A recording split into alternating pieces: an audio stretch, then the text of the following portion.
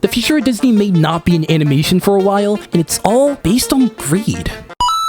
The Big Mouse Company has been in quite the mess financially due to its content side for quite some time now, as for years they have been making rashful decisions to stay on top, with those same decisions, new and old, recently culminating into groundbreaking problems, making this powerhouse look more vulnerable than ever before. Whether it be the literal dozens of issues spawning from their messy transition into streaming, which is causing so much turmoil within the company, to the long-term exploitation, abuse, and bullying towards the likes of visual effects artists, animation teams, to even park performance that has taken up spotlight more than ever in light of the writer's strike. And through it all, CEO Bob Iger isn't really making things easier for himself. Well, I think it's very disturbing to me. We've talked about disruptive forces on this business and all the challenges that we're facing, and this is the worst time in the world to add to that disruption. I want to give you an example of what a residual check looks like. This what seemingly indestructible force every day is having a harder and harder time maintaining that image of dominance, as they're facing heavier constraints both financially and politically that will lead to major changes to how this company operates moving forward. Now, amidst the tsunami of chaos that is surrounding Disney and their individual subsidiary companies, a very unfortunate yet likely effect we may see to correct their financial standings is the downfall of original animation, which is harsh and a little bit confusing, but I'll tell you why. You see, I talked a little about this with Elemental, but everything can basically be summed up in Disney seriously shooting themselves in their own foot with Project Disney Plus. In a hasty attempt to take advantage of those at the time at-home markets, they ended up nearly destroying that illusion of prestige that is heavily associated with the likes of Walt Disney Animation or Disney Pixar Animation. And those movies being considered a spectacle was a huge proponent for their massive pull in the theatrical markets. Now they have fast-tracked that straight-to-streaming process, and it's left them in a pretty exposed position, as that Disney logo isn't pulling people to the theaters like it once was. And it's not like they're recuperating that many of their losses on the Disney Plus side, as they haven't garnered enough subscriptions to justify their streaming efforts over actually licensing their product to other platforms. So it means that if they want to start turning around things financially, it's going to have to start on what content they actually produce. And unfortunately for original animation fans, it may take some time until they're actually catered towards. They aren't going to quit animation cold turkey, as it's stupid with it still being their bread and butter, but I do think it's not going to be the primary focus for the company, especially if certain animated films don't meet certain qualifications.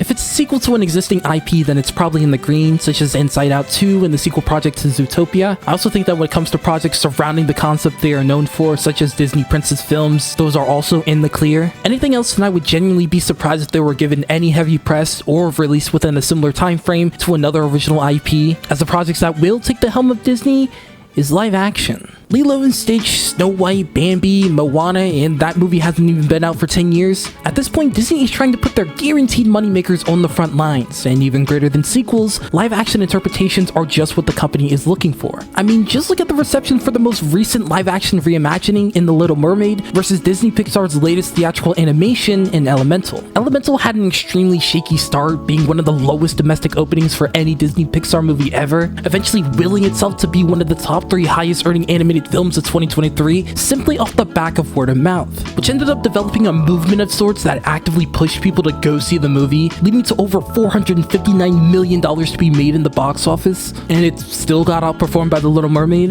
a movie that surely did take $50 million more to make, but still ended up making over $100 million more in the box office, while still having a way higher potential to make money on the back end through ancillary revenue. Let's also not forget that The Little Mermaid was actively boycotted by a good portion of potential buyers due to the casting of black actress Halle Bailey as the lead Ariel, and yet they still managed to make a profit and garner more support than the homegrown originality of Elemental. Now, I'm not the biggest fan of live action reimaginings, as like what others have said before, I have too much respect for the medium of animation. I feel as though there's a level of stylization and expression that is nearly, if not impossible, to recreate in a live action format, so unless it's an entirely different interpretation, all a person is really paying for is a lessened story done by actors instead of animated figures. And you know what? That's seemingly all it takes. As from anime to Nickelodeon, it's always been seen as a spectacle when an animated project is taken to the live screen. It's somehow become not only a sign of prosperity for a franchise, but it comes with so many implicit perks that of course any money-driven company would try to take complete advantage of it, such as the complete nostalgia bait that you're able to pull from these semi-updated projects, playing on the hearts of millions who are trying to live their jovial childhoods all over again. And hey, while the live-action project will almost never live up to the quality of the original in the minds of those reminiscing fans, they still paid the money to see the project project and they will probably spend that money again to see others. At the same time, the company is also able to recycle and repackage classic franchises of old and introduce them to a ready and willing newer audience. Franchises that have those higher chances of sticking due to that strong initial brand recognition that just weren't in the public eye as much in those recent years. I mean, right when Sonic was starting to slow down, they came out with a box office topper that's basically just repeated their cycle of relative dominance. Another huge plus that companies are also ready to acquire is that greater marketability when it comes to their actual talent, as they can not only pull their voices, but their look as well, which makes them quite the more recognizable and memorable than certain animated projects where you can go the entire movie and never know someone was voiced by a megastar or something. Plus, I don't think too many high-profile actors are giving up the chance to have their name forever immortalized next to the likes of an admired franchise. And lastly, the saddest but most real reason as to why these live-action franchises have a higher ceiling is just in general, animation has always been stigmatized as something for kids, an entertaining medium that has been synonymous with being for children since the oldest forms of application, which were,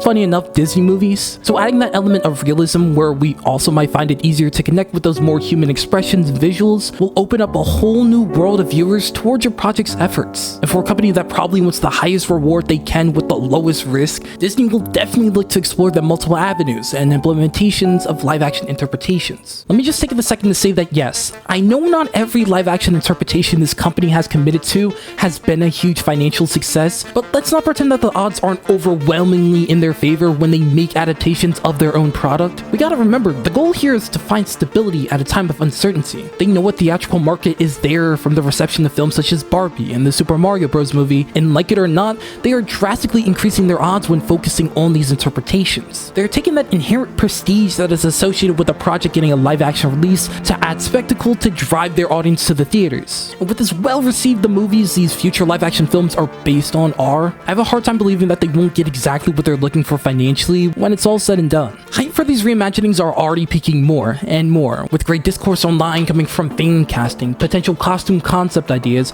and everything in between. We are already confirmed for a lot of projects already, some theatrical and some on Disney+, which include the likes of Snow White, Hercules, Lilo and Stitch, a Mufasa origin story in similar style to the 2019 Lion King adaptation, Moana, Bambi, the Aristocats, Robin Hood, and then you have some that have a chance but it's still 50-50, such as Aladdin 2 and The Hunchback of Notre Dame. I think in modern times, especially with the rise of social media where literally nothing can be hidden anymore, we have sort of seen a decline in that Disney magic, and while it becomes a tool to greatly help the company, it has also put them in a position where they're seen less and less like a spectacle and more like the corporation they are. While I love me some Disney here and there, we gotta recognize that they are a company, and whether we love their decision or not, their actions are forever going to be driven by where the dollar goes. We just hope that they can still produce quality content in the process.